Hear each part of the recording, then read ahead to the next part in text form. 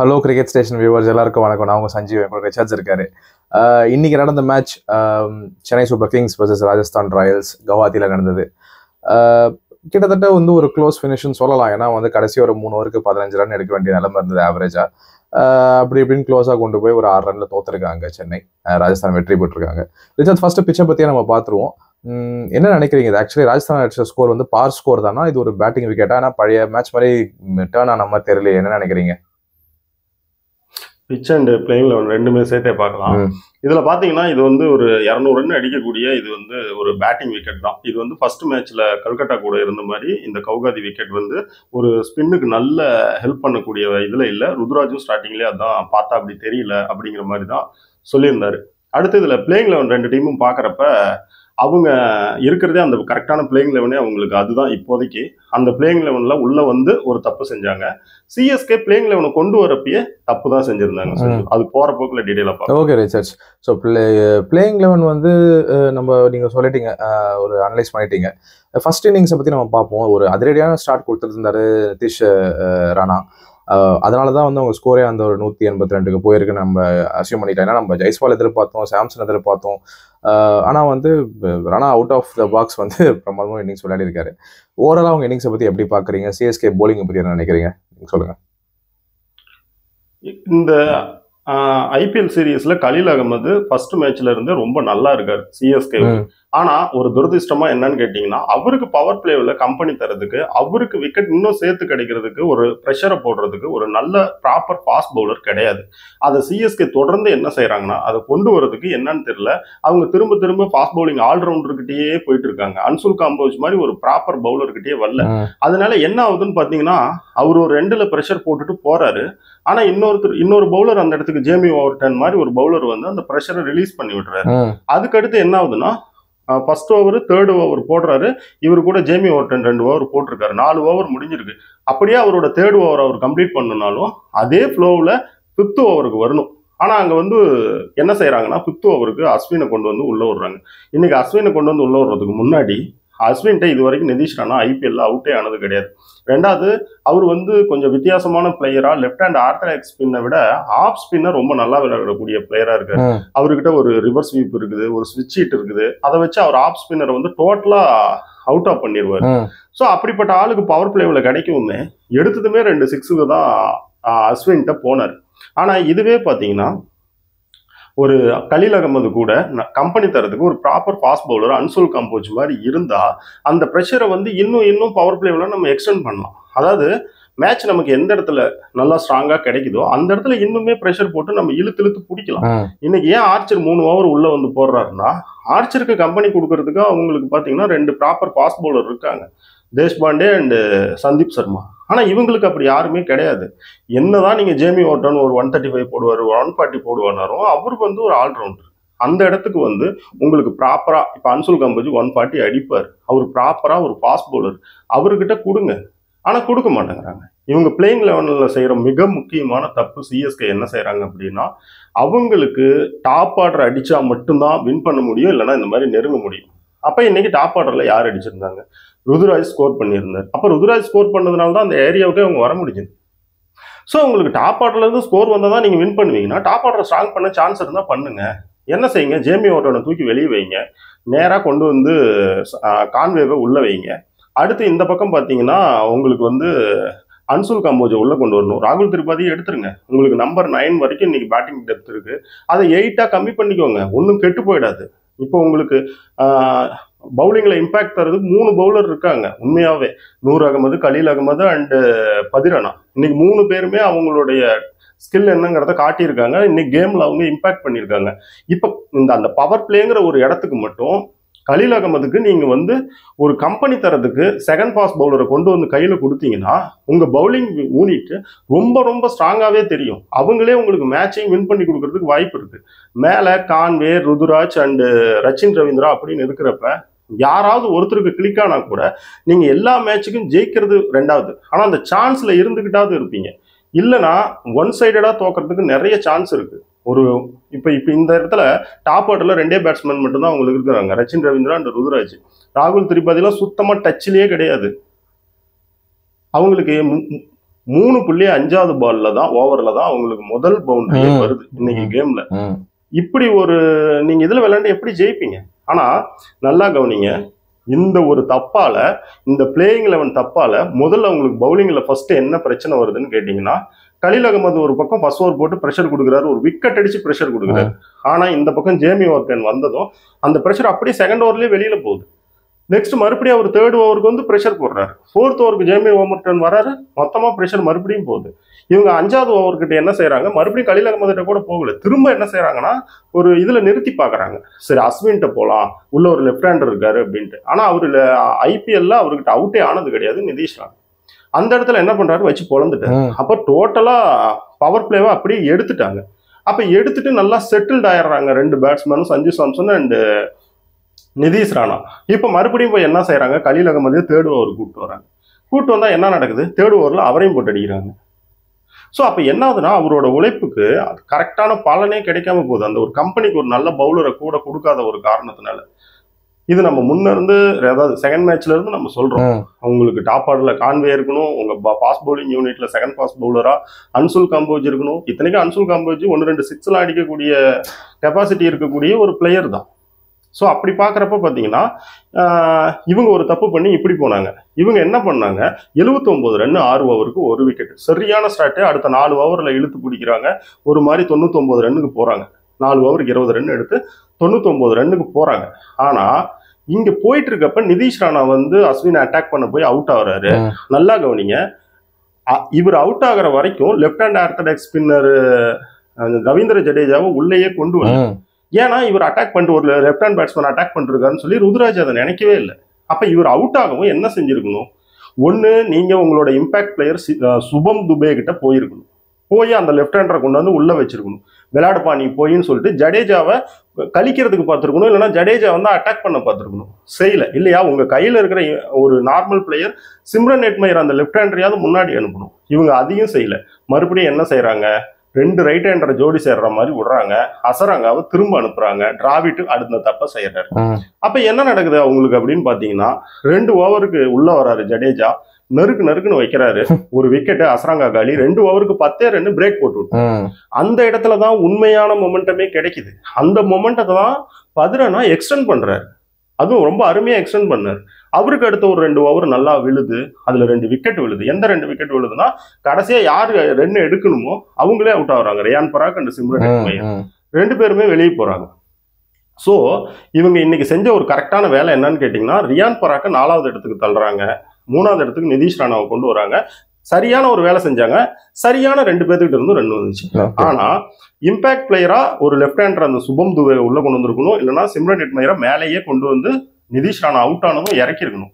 அப்ப ஒண்ணு நீங்க ஜடேஜாவை வராம இருந்திருப்பாரு, வந்தாலும் அட்டாக் பண்ண போயிருக்கணும். நீங்க இந்த இடத்துல ஒரு தப்பு செஞ்சீங்க, அதுக்கான தண்டனை உங்களுக்கு என்னன்னு கேட்டீங்கன்னா 20 ரன்னுக்கு மேல கம்மியாகி இவ்வளவு தூரம் மேட்ச் இழுத்துட்டு போயிருச்சு.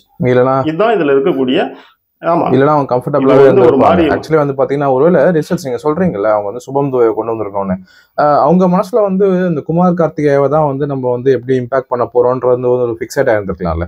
நல்லா தான் போயிட்டு இருக்கு இன்னிங்ஸ், ஒரு அவசியம் இல்ல, அதனால கார்த்திகாவே இருக்கட்டும் ஸ்பின்னர் கூட. நான் என்ன சொல்றேன்னா, அவங்க ஸ்பின்னர் மட்டும் அங்க ஒன்னும் பெருசா பண்ணி இல்ல, அவரு நூர் அகமது அவர் பொதுவாவே நல்லா இருக்காரு. கரெக்ட் தான். நீங்க உங்களுக்கு பிச்சோட கண்டிஷன் தெரியுது, அப்ப ஒண்ணு நீங்க வந்து உங்களோட இம்பாக்ட் பிளேயரையாவது கொண்டு வந்திருக்கணும் அப்படின்னு சொல்றேன். சுபம் துபேவையா அவரு கொண்டு வரலாம், நீங்க சொன்ன மாதிரி ஹெட்மேரையாவது மேல கொண்டு வந்திருக்கலாம். அது கரெக்டான டிசிஷன் தான் எனக்கு படுது. ஆமா, அது ஏதோ ஒண்ணு நீங்க ஏதோ ஒண்ணு செய்யுங்க, ஆர்ச்சர் அசரங்காவிலையும் பின்னாடியே வைங்க, அவங்க இருக்கிறாங்க, ஏதோ ஒரு பக்கம் ஒரு ஹேண்டில் சப்போர்ட் பண்ணுவாங்கன்ற ரோல் பண்ணிட்டோம்.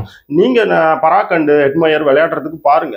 நீங்க தொடர்ந்து ஓவரை நவுத்தி சிம்ரன் நெட்மயரை வந்து நீங்க கடைசி ஒரு 3-4 ஓவருக்கு தள்ளணும். 3-4 ஓவர் தள்ளிட்டா மட்டும் எல்லா மேட்சும் வந்து ஒரு 300 ஸ்ட்ரைக் ரேட்ல ஆடிட முடியுமா?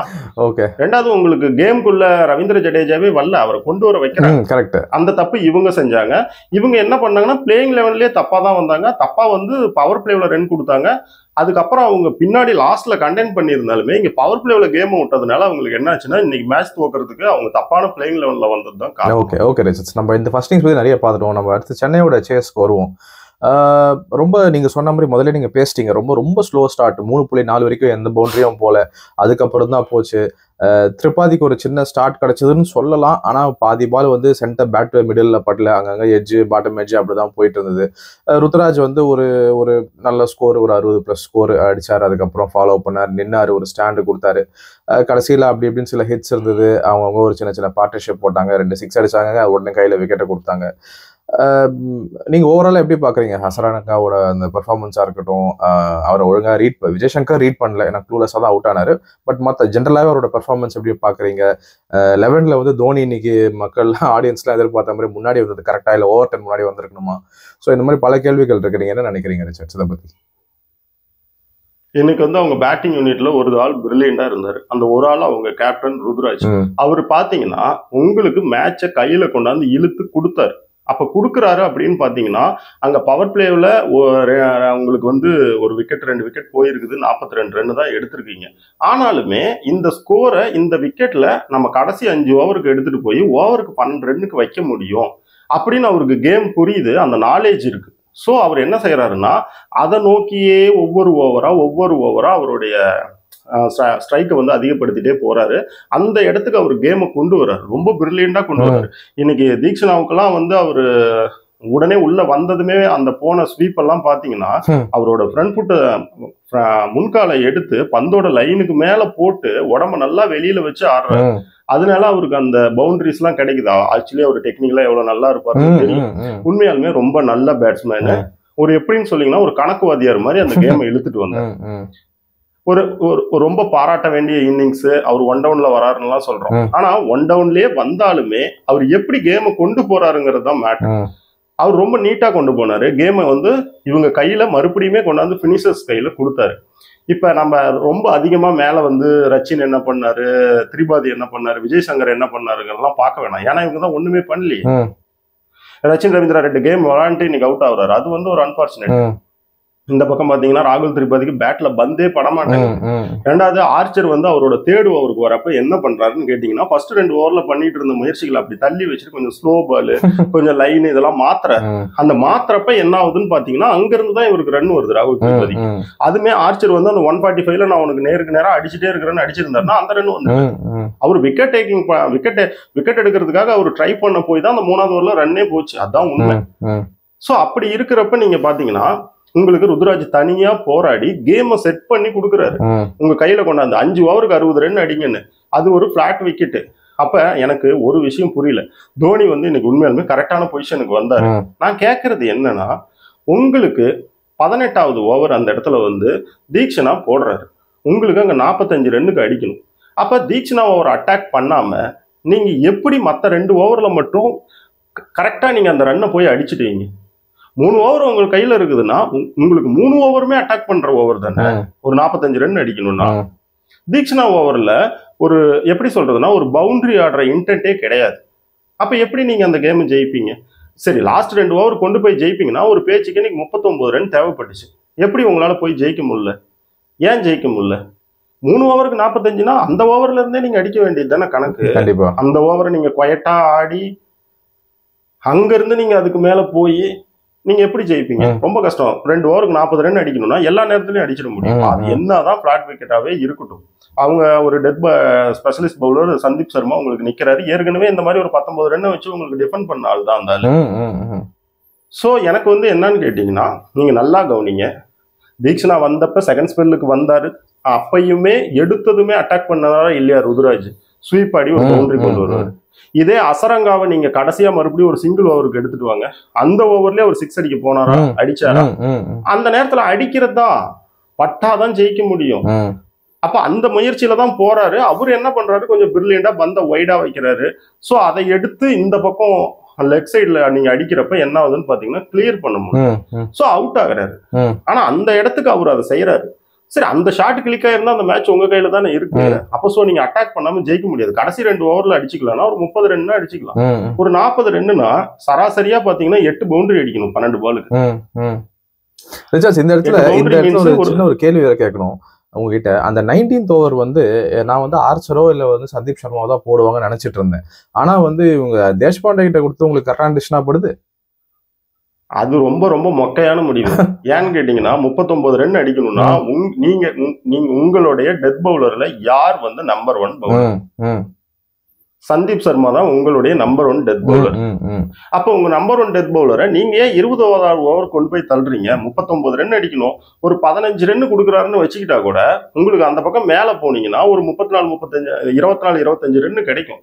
அப்ப 24 25 ரன் கிடைக்கிறப்ப உங்களுடைய பவுலர் வந்து ஒரு ஆர்ச்சர் கிட்ட நீங்க போலாம், இல்ல இந்த பக்கம் திரும்பி துஷார் தேஷ்பாண்டே கிட்ட கூட போலாம், இல்ல இவர் இந்த ஓவர் நல்லா போட்டாரு, ஒரு 7-8 ரன் தான் கொடுத்துருக்காரு அப்படின்னா 30 ரன், ஓவருக்கு 30 ரன் அங்கேயே மேட்ச் முடியுது. ரெண்டாவது நீங்க ஓவரா தூக்கி இந்தாப்பா ஆர்ச்சர் அப்படின்னு ஆர்ச்சர் கையிலேயே கொடுத்துட்டு போலாம். 2 ஏர்கர் மட்டும் போடு பண்ணா முடிஞ்சு போச்சு. 2 பால நீங்க டாட் எடுத்தீங்களாவோ சிங்கிள் எடுத்தீங்களாவோ கேம் முடிஞ்சு போச்சு.